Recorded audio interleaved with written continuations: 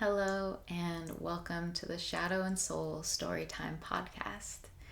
I'm your host, Rayneen Thebeau, and I'm so grateful that you're here. This show is built on the intention of sharing the lessons and the medicine that live within our everyday experiences. And this very first episode is the story of Shadow and Soul. So, before we jump into the story itself, I would love to take a moment to invite you to really bring yourself into this conversation. I'll likely start every episode this way because the intention again is to share the lessons and the medicine that live in these stories, that live in our experiences, that live in our shares. And so for you to better receive that, there's this invitation to really bring yourself into this moment, to breathe yourself into your body, and to let that breath open you up on every layer in every way so that all of you is here and open and available to receive whatever it is that's here for you. So with that being said, I'll invite you to take a really deep breath in and out.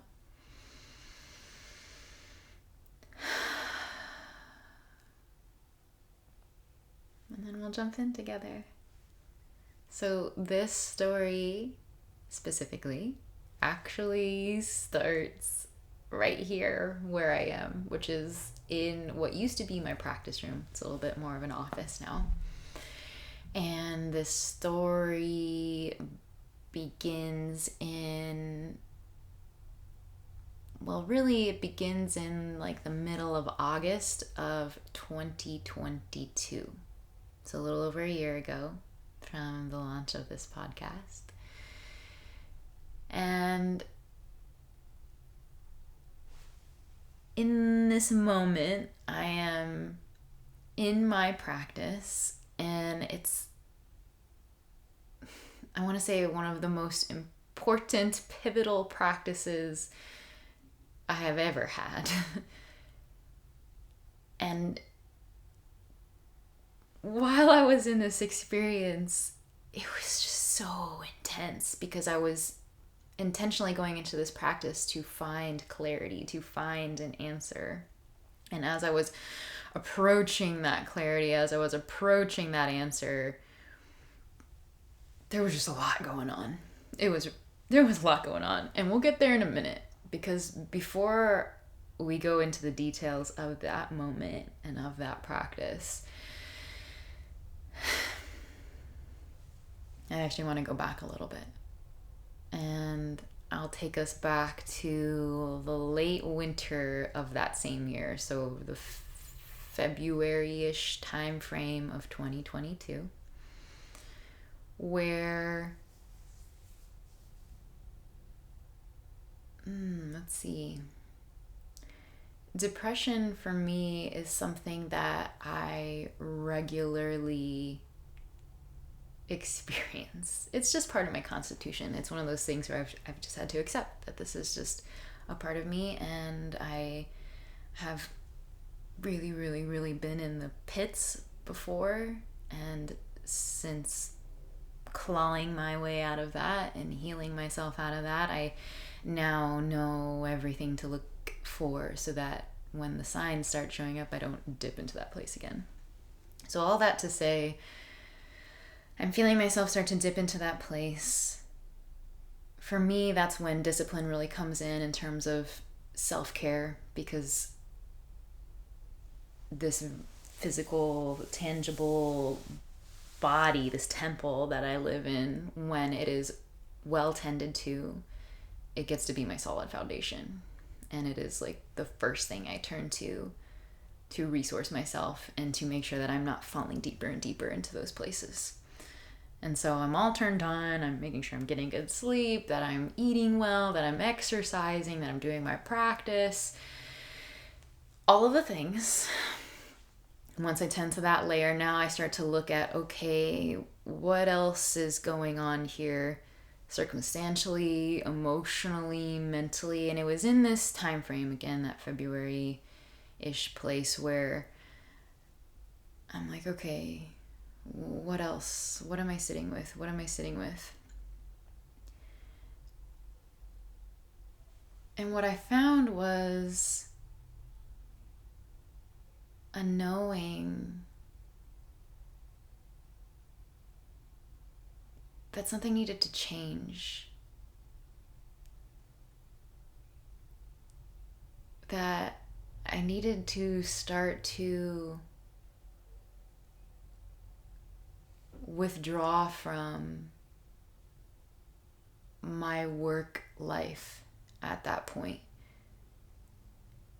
And as I continued to sit with that for, the next month or so, of just like, okay, what does this mean? What does this mean?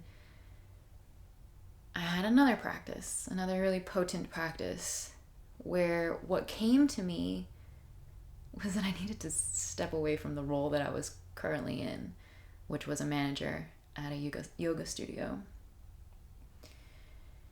And when it came in, it came in like so seemingly clear and beautiful and potent. It was like, you actually need to step away from this role, and it's not to step away from this community that you love. And what came was, what would it be like to step into a consultant role instead, where you're no longer having to do all of the things? Because at that point, I was managing the yoga studio. I was doing all of the social media. I was doing the newsletter. I was managing the teachers. I was creating a YTT 300-hour program. I was one of the lead trainers for the 200-hour program. And I was still teaching classes and workshops and retreats and all of the things. It was a lot. And it was really beautiful. I was really good at what I was doing. But in that practice, it was like,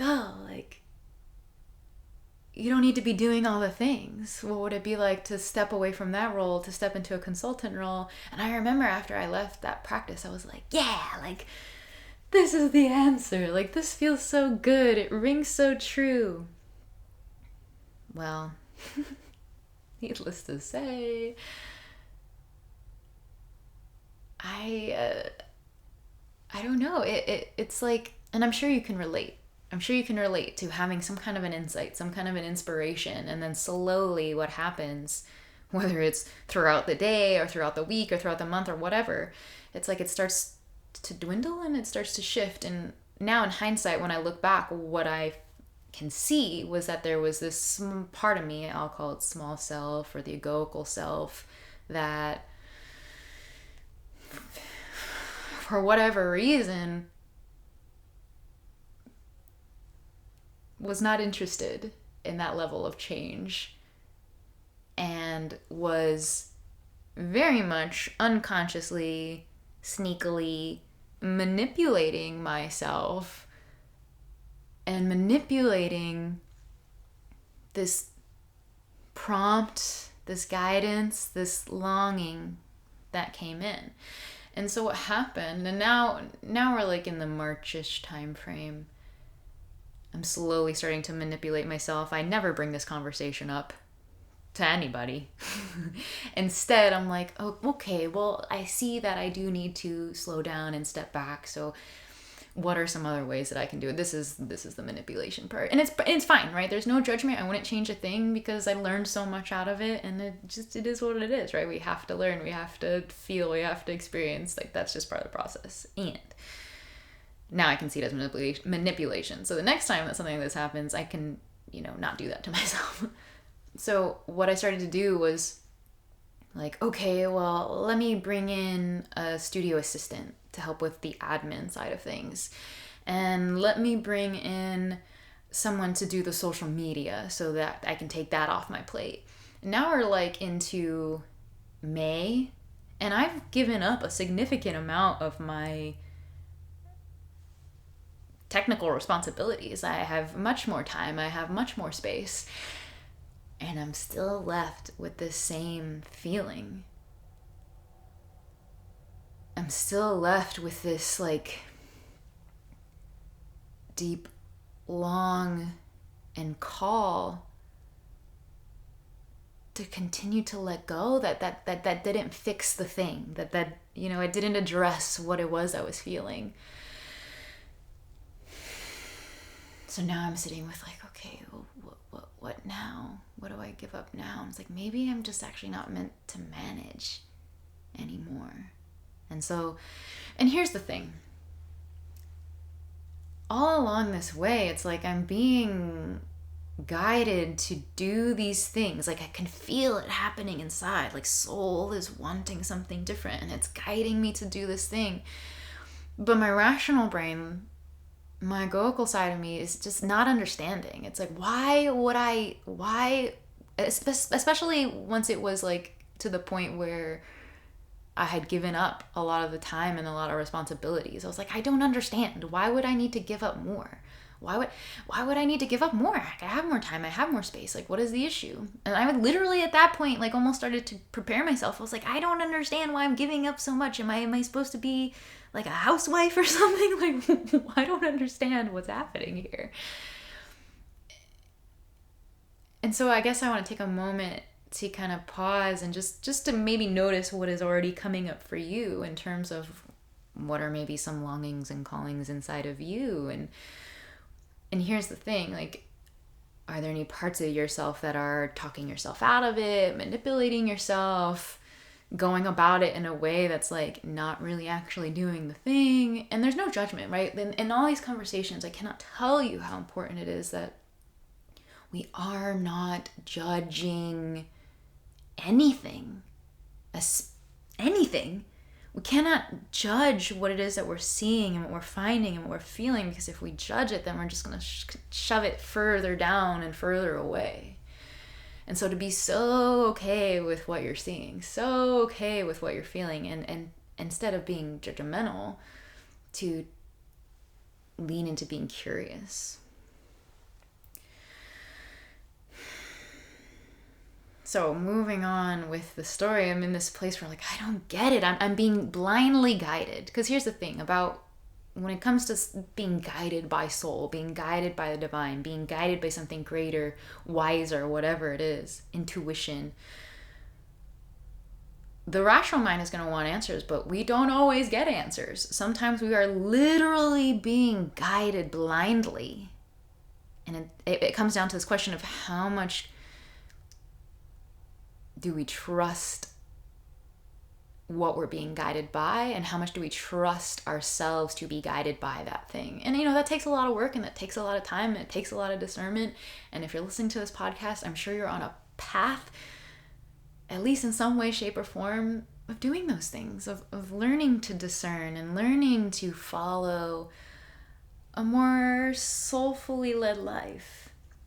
But I just really want to bring name to a moment, to this piece of sometimes when we're being guided blindly. And that can be really hard, and that can be really scary, especially for the logical, rational brain. So my logical, rational brain at this point is like, I don't fucking understand. And this part of me that has been cultivating this deep relationship with this part of self for so long is like, I trust it though. And I've been down this road before. Of not understanding why I need to let go, but knowing that I need to let go. And when I let go, later down the line, I get to see the perfection of it all. But right now I just need to trust. And so I'm in this place again of like, okay, I just need to trust. And so this next piece that I'm trusting is like, well, I still need to let go. Like there's still this feeling here. So the next thing I let go of is the manager piece. I'm like, well, I guess this is the next thing that I'm willing to give up, is this manager piece, which is a really big deal. Because here's another thing, like, I have worked 8+ years to this point, right? Because before I was doing yoga, I was a personal trainer. There was several years of that before I got into yoga. And then moving from teaching, drop-in classes, and then slowly getting into some series and workshops and then retreats, and then now I'm teaching a little bit in YTT, and now I'm a lead trainer in YT, now I'm a manager, now I'm basically running this yoga side of a studio. My ego was this is the path. What more could you want? You have a beautiful community. You're doing work that you really love, that is so important. What the fuck are you doing throwing it all away? And I just want to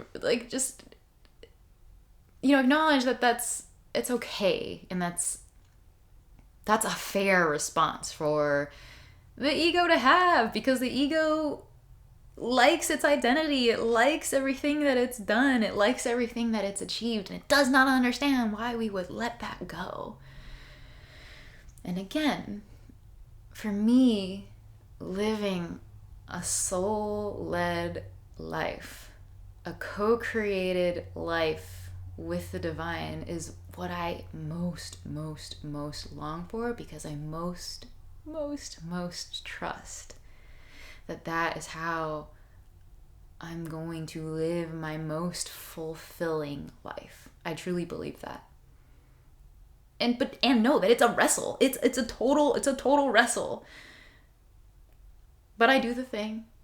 I let go of being a manager. And that was a really hard decision. But I did it. And I kid you not, the day after I had the conversation with the studio owner that I was going to be stepping down from manager, the day after, I woke up and ended up on social media, and in a story, in the story highlights, saw this video come across about a podcast on Goddess Kali. And I love the archetypes. I love all the faces of the divine, and I especially have an affinity for the Hindu pantheon. And so I was like, hell yeah, I'm gonna watch that. I'm all about that. So I go lay in my hammock in my backyard, put my headphones in, I start to listen to this episode, and I was just bawling, really crying this pretty much the whole episode through, because what was happening is I was being pinged with truth and truth and truth and truth and truth and truth. And something was just waking up inside of me, and it was everything that this woman was speaking was hitting so hard, and it was so resonant, because it was everything that I was feeling on the inside and stepping through in my life. And by the end of the episode, learn that there's a retreat that's being led all around the dark goddesses. And I was like, oh my God, I must. So, needless to say, I signed up. It was a month later. It was with a teacher I have never studied with before or even really knew. And there was just this part of me that knew I had to make it work. I had to make it work. And I want to take a moment to offer so much gratitude to my husband, because there was this moment where I was like, I felt so defeated after I started to look into the process of registering for this, because there's this part of me that's like, oh man, I can't afford this. I can't do this. And so I'm telling my husband about this later, and he's just so beautiful. And he's like, well, when has this part of you ever steered you wrong before? He's like, yeah, so it's expensive. Let's put it on a credit card. We'll make it work. And so we did. And, throughout that next month, I tied up my loose ends with being a manager. I went on my very first solo trip to Colorado, which, by the way, is one of my most favorite states, to go on this retreat that had me so lit up. I knew there was something there for me. So I go on this retreat. It's amazing. It's beautiful. On the last day, we're doing work around integration. We've had this really deep practice. We're very open. We're going through these reflective questions. And I want to say it was maybe the last question she asked. I don't really remember for sure, but I just know that it just knocked me off. But the question she asked was, What do you know that you don't want to know? And immediately, my hands started getting sweaty. My stomach started turning in knots. I was just like, oh God, like, because I knew. And what I knew that I didn't want to know was that I wasn't done letting go. And in my mind at the time, I'm like, what the fuck else is there to let go of? All I have left at this point is teaching and YTT. Like, that's it. Like, what else am I supposed to let go of? And why? Like, why? I don't understand, right? So now I'm all activated. I'm all lit up. I'm like, I don't get it. Like, what's next? Like, oh man, maybe I am just supposed to be a housewife. And I don't mean just like it's like insignificant. But I'm like, what the hell am I supposed to do? Like, I guess maybe I'm gonna be tending to myself and my home and my fur babies and my garden and my husband. Like, maybe that's just what my soul is here to experience and I'm just really fighting it, right? Like, these are like the thoughts. My rational brain is just so trying to figure it out. So I go home from this retreat. I sit with that and this retreat was in June. So I sit with this for like quite some time. Quite some time.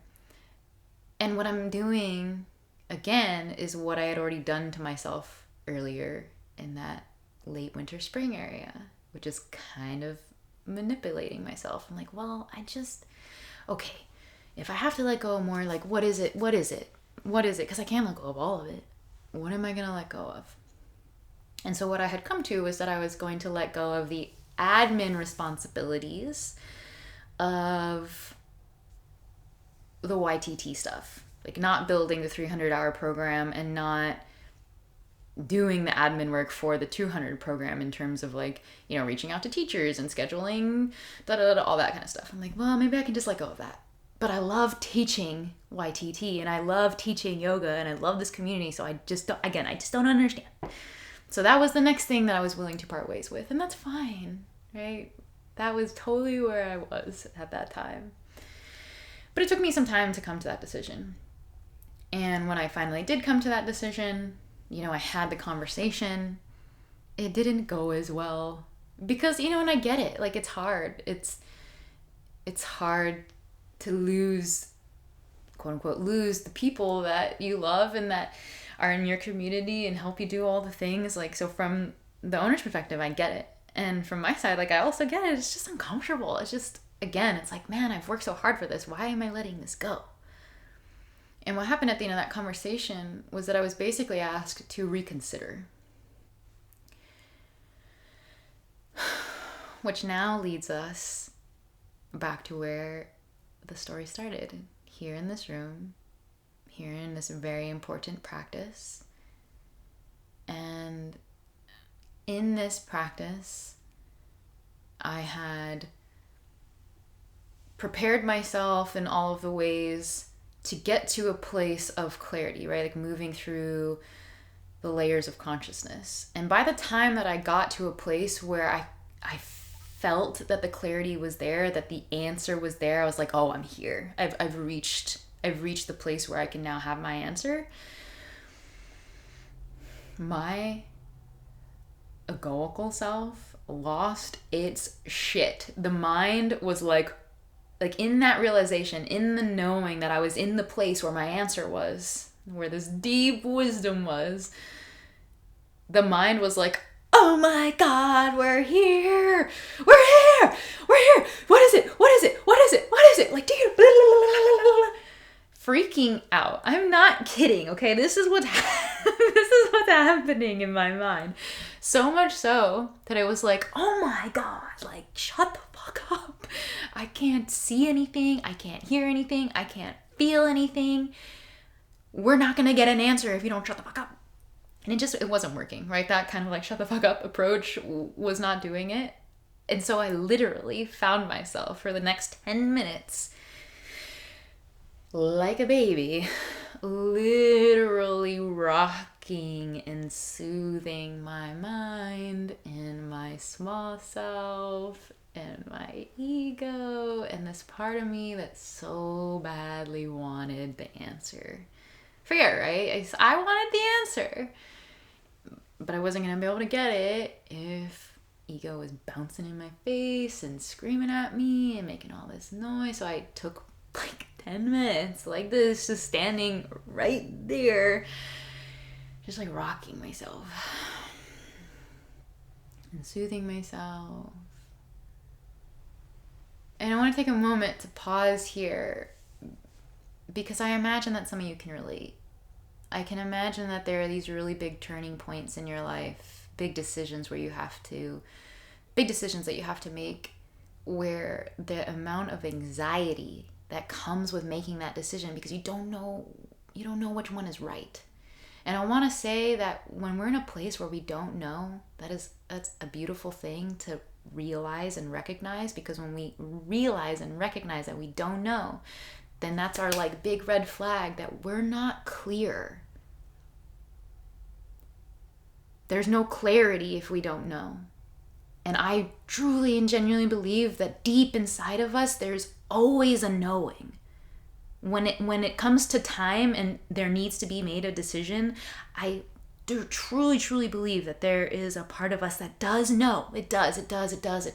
We just have to sift through all the things, and we have to allow that knowing to be uncovered.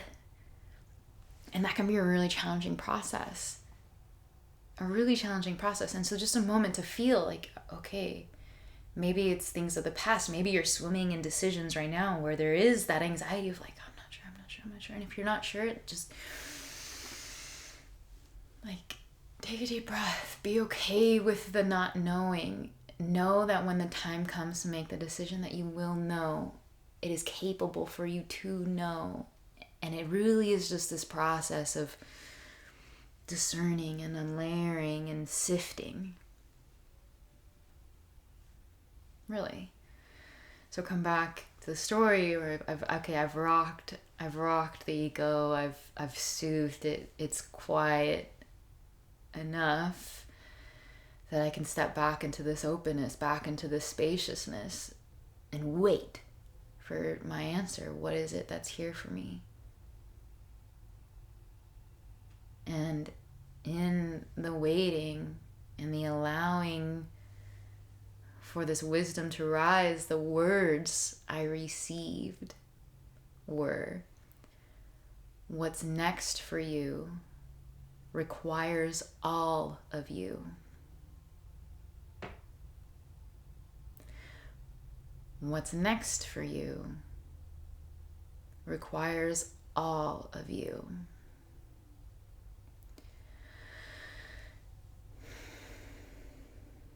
And I remember it's very similar to what I'm feeling right now, which is just like, whew. Clarity, knowing, relief, and also at the same time, huge amounts of fear and sadness and not understanding. So and here's another, I just want to make clear that all of these experiences can exist at the same time. And so when you're in these kinds of places in your life, what is it like? Can you feel into, can you discern what is true knowing? And can you be okay with the fact that even with true knowing can also exist all of these other emotions and things? Because I think when we can accept that, then it's a little bit easier to lean into the knowing. Sometimes I think that people think that the right answer is gonna feel good. And it doesn't always feel good. I don't like to use good and bad as descriptive words anyway. It's just this reminder that life is not easy, and these kinds of big decisions are not easy, and change is not easy, and letting go is not easy, and all of the things. But I did have my answer. It was very clear. And in this reconsideration, I found that it wasn't actually a matter of giving up admin work. It was actually that I was stepping away entirely from all of everything. I was stepping away entirely. which brought up so many things, again, of this like, why? For what? I was like being blindly guided. I did not know what was next. And that process was hard, and that process was sad, and that process was full of heartbreak and loss and grief. Because it wasn't just a loss of identity. It wasn't just a loss of the work that I was doing in the world and everything that I had built myself for in terms of career and finances and all of this stuff. It also sadly resulted in a loss of friendship and community.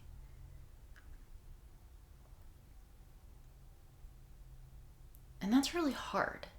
Like, I can feel it in there. It's really hard to lose people and things that you love.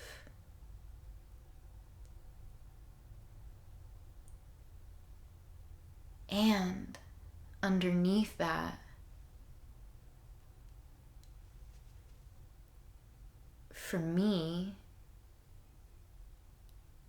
it's more important to honor my soul truth than anything else. Because I so deeply trust that everything that follows that soul decision, even the heartbreak, is what it needs to be. For me and for everyone that it affects. Because another thing, and you'll hear me say this so much, you've probably, if you have a relationship with me, you've already heard me say this so much. Another thing that I believe so deeply is that what is genuinely and truly best for us, what is genuinely and truly in alignment with what most serves our highest and best, that we are, I'm trying to find the right words. We are inevitably and automatically and no matter what, also making room for what serves the highest and the best of everyone and everything around us too, whether it's comfortable or liked or understood or not. Also a very challenging thing to lean into. And I have been proven time and time again in my own personal experiences that is what is true for me.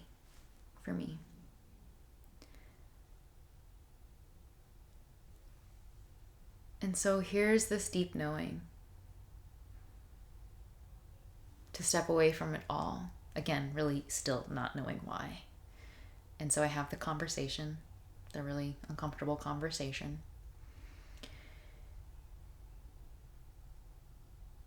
I do all the things that I need to do to leave things as best I can, right? Totally tidied up and cleaned and packaged, and here I hand it all over. I hand it all over and I withdraw. And again, all of the feelings, all of experiences can exist at the same time. Like, how capable are we of holding all of life and all of the feelings?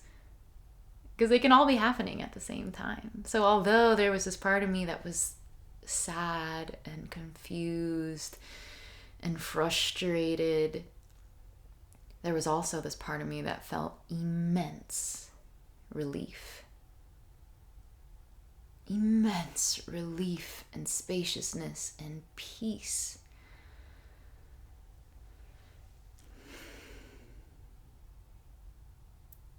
And it was the next day after making that decision, the same as it was the next day after making that other decision to step away, that I was flooded with inspiration and with opportunity. And for me, I want to take a moment to kind of look at that for a second. Because to me, what that shows me is that when I allow myself to let go of the things that no longer serve me, no matter how challenging. It's like a vacuum. I let go of this and it makes space either for just wide open spaciousness or for what is meant for me, what will most serve me to come in. And so on this day of just feeling like, whoa, I've not felt this kind of spaciousness and feeling of a blank slate probably in my entire life. My entire life. It was such a, like, wow, I've let go of everything. What is here for me? What is here for me? Because again, at this point, blindly guided. And so I drop into journaling, I drop into practice, I drop into the spaciousness, and I just see what comes.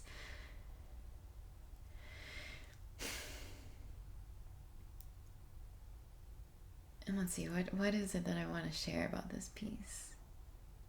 So really, this is where Shadow and Soul was born. It was in the spaciousness.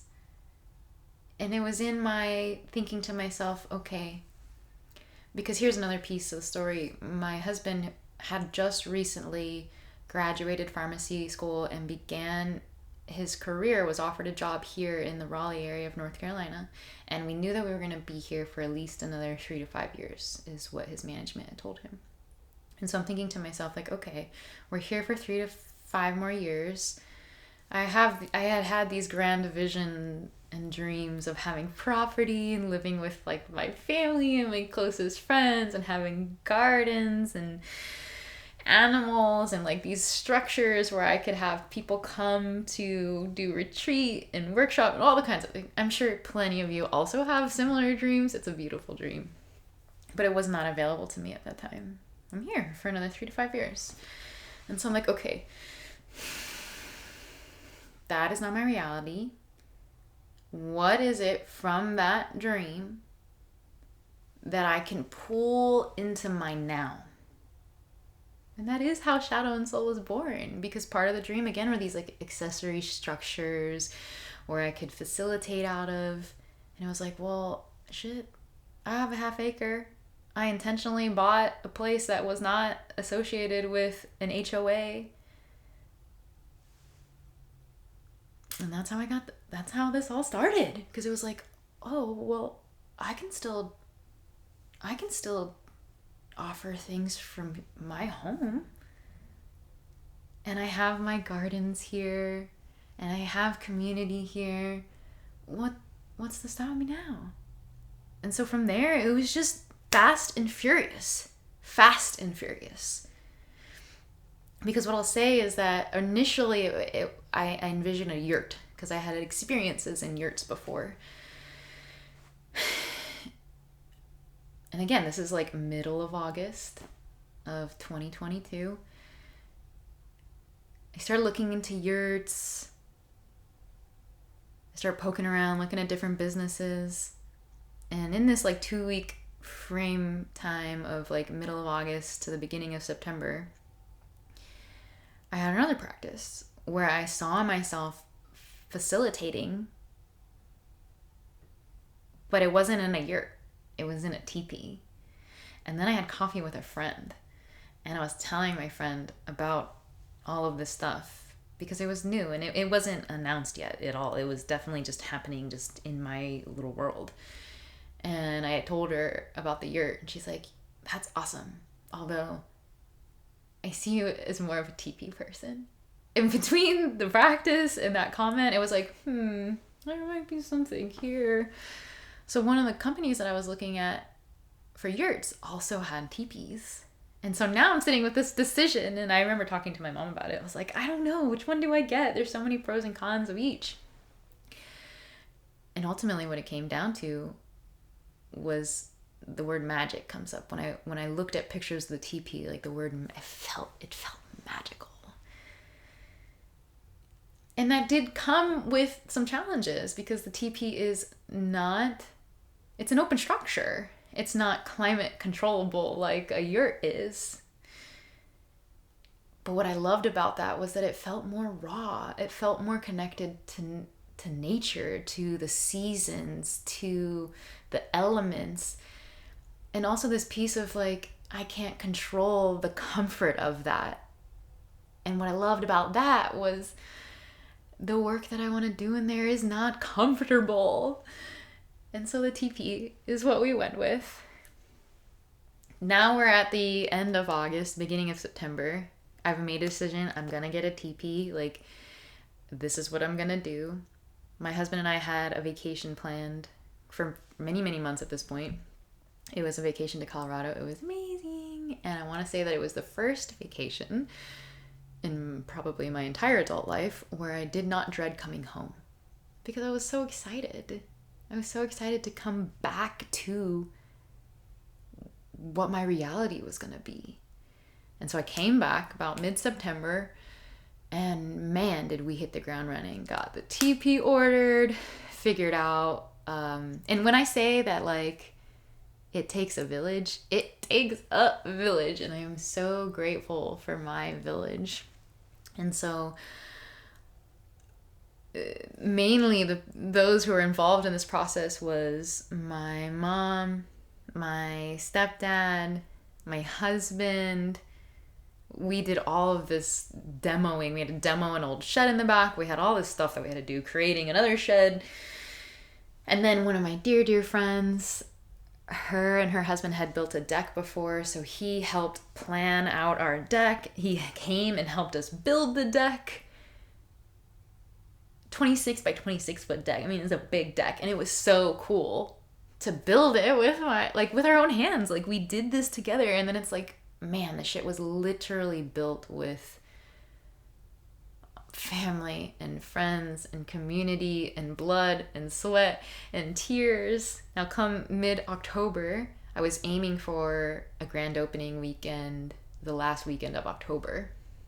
Mid-October, the deck is done. All the TP parts are here. So then it's a matter of pitching. And here's the other thing. Actually, oh my God, I'm just realizing. I'm just putting this together for the first time. The day that we pitched the TP was on an eclipse. It was last year's eclipse season. It was on the day of an eclipse. I don't remember now if it was the solar or the... Actually, I think it was the solar eclipse. Which is crazy because this year...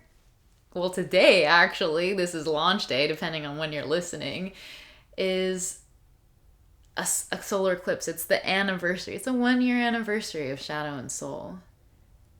Oh, sorry, I just had a moment because I was so excited. I came up like, whoa! Because the day we pitched the TP, I had a couple more friends join us to help pitch this TP. It was just this beautiful, super challenging, kind of frustrating experience, but really beautiful, sacred experience of getting to pitch this temple on an eclipse. Which that was not planned. It just happened that way.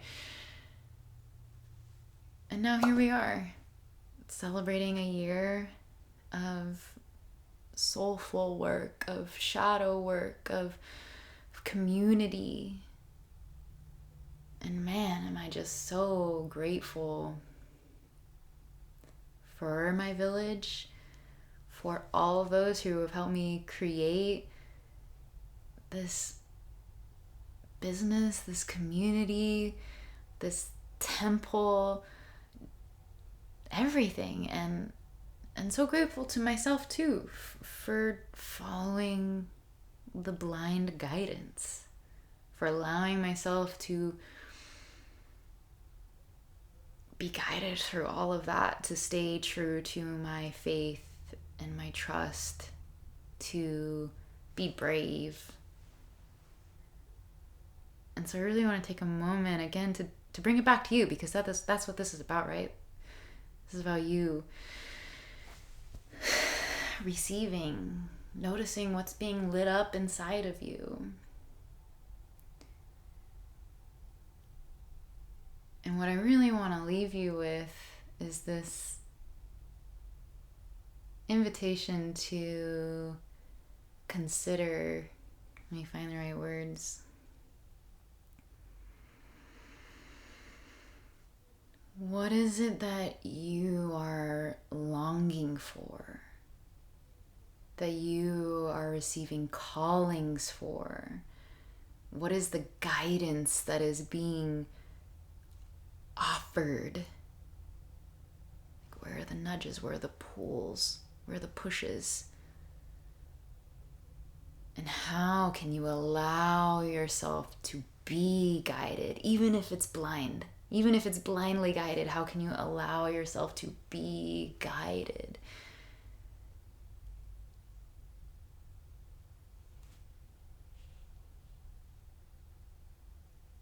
Yeah. Because again, I know that for me, it's the path that I most long to be on.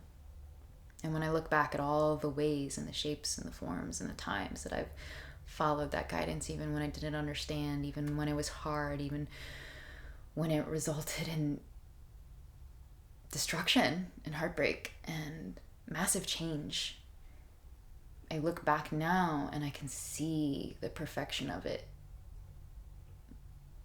You know, it's like I was blind then, but I can see so perfectly now, and I'm so grateful for that. And I wish that for whoever wants it.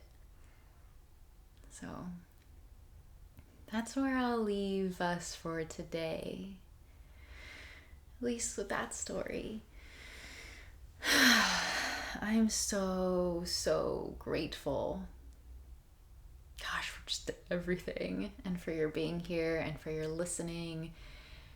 And I'm so excited to share with you more stories and more friends and more experiences that hopefully help light something up inside of you.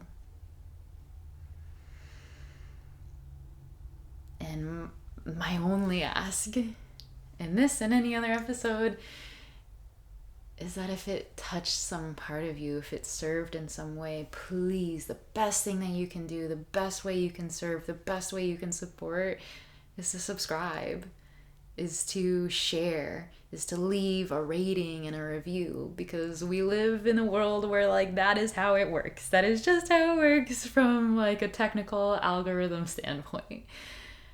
And so that is my only ask. And again, I just so look forward to all the ways that we get to connect. I'll leave more information in the show notes if you feel to reach out and share with me. I love receiving shares. I love witnessing. I love holding. I love connecting. So thank you so much, so much. And I'll see you in the next episode.